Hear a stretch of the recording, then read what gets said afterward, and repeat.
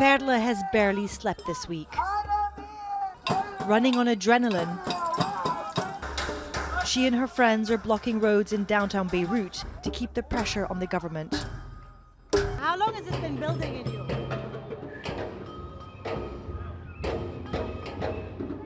So long, but it elevated so fast in the last 3 months.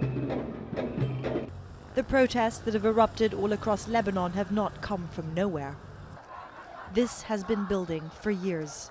We have seen over the past years recurrent protests, people getting really angry about all these manifestations of state failure, garbage, electricity, what have you. It was very clear that this country is managed very poorly, and people pay taxes and they see nothing in return. Perla explains what that feels like. And then we started having the problem of the gas. So we were running and fighting for survival every day. Like, oh my God, it's my time. No, I need to go fill my car. It was a survival mode. Then they started the wheat. We had also a problem with the wheat. The bread was gonna be cut off. We were like, is this even serious? Are we really running to the gas stations and scared not to have bread? The 2015 garbage crisis was another turning point. Politicians bickered over who would collect it off the streets, fueled by their business interests, resulting in the country drowning under piles of garbage. It triggered demonstrations then too. The same message is coming from everyone out protesting now, whether Sunni, Shia, Druze or Christian. Their leaders have become rich at their and Lebanon's expense. And that unity in a society that is defined by its sectarian allegiances is a first.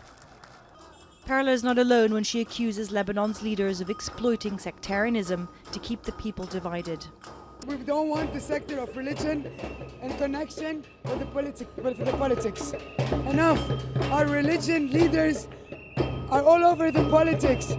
From Iran, how it's taking, from Saudi, how it's taking, from France, what it's taking from the state. We're a small 10,452 kilometer square country. We cannot deal with this anymore. These protests may have been triggered by a proposed tax on using social media apps to make phone calls. But before that, a large part of the population was already at a boiling point. Most recently, forest fires spread across Lebanon. The government couldn't control them. Its fire aircraft in disrepair. It had to seek help from abroad. Perla's is just one voice among many. Governments have come and gone, and their failures have piled up to become unbearable. But the leaders who govern this country have remained the same for decades, and the people want accountability. Stephanie Decker, Aljazeera, Beirut.